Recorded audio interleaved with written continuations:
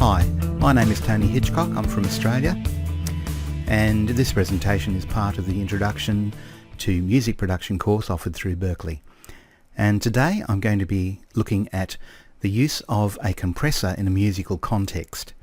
And for that we'll be using Cubase 7.5. So let's get started. Here is the project window in Cubase, and here I've recorded an acoustic guitar track that's part of a project I'm currently working on, and this is what it sounds like.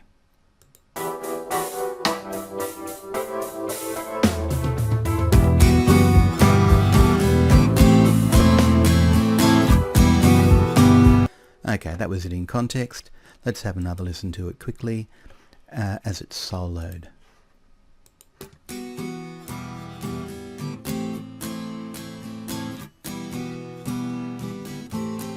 Okay, if we note the waveform in this particular track, we can see quite clearly that the track is made up of quite a lot of transient peaks that are very high, where the majority of the sound is actually recorded at a reasonably low level.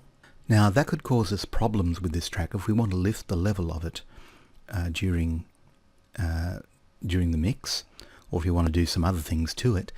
These transients that are close to peak anyway, close to clipping, will probably go over clipping. So we're going to try to tame some of those by using a compressor, and we'll also just try to even out the track in sound a bit as well. So to do that, we're going to start our compressor. Over here in the inserts, we're going to select a dynamic effect, and there's the compressor we're going to use. Okay, very quickly going through the controls, we have the threshold, the point at which the compressor starts working, the ratio, how much compression we're applying. I'm going to turn off the soft knee, the makeup gain. At the moment it's set to auto. I'm going to turn that off so we have control over that.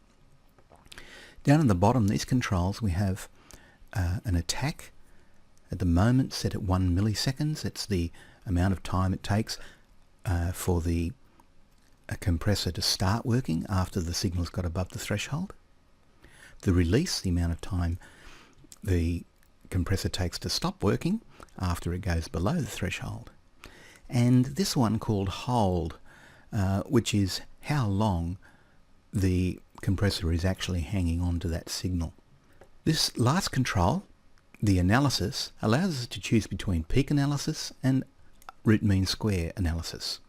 And because we're particularly worried about the peaks in this track, I'm going to dial this so we'll mainly be looking at the peak signal to determine when the compressor is going to be operated. Okay, let's have a listen to the track, and I'm going to play with some of these figures as well.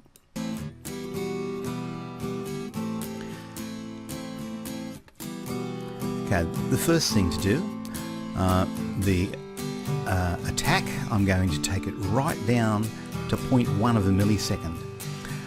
Reason for that is we're trying to deal with these transients, so we really want the compressor to work very quickly.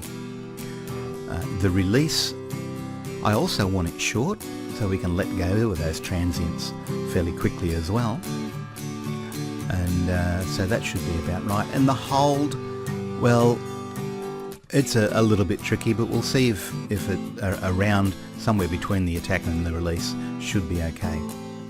Now up here for the ratio, I think we need a fairly aggressive ratio here so we can reduce those peaks somewhat. So we'll take that up to around the 7 mark and see how that goes.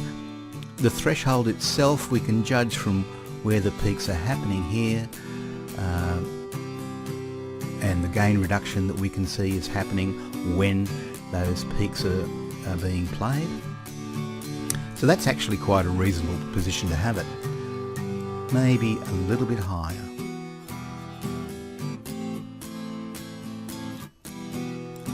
Okay. And finally now we can have a look at the makeup gain. We can see from over here that we're getting up to 11 dBs of gain reduction from the compressor the way it's working at the moment. So the makeup gain probably needs to be around that. You can bring that up a bit. Yeah, probably around 10 dB is not too bad. and we can adjust that later when we have it in the mix. Okay, so that's an application of a compressor in a musical context in Cubase. Well, thank you for watching.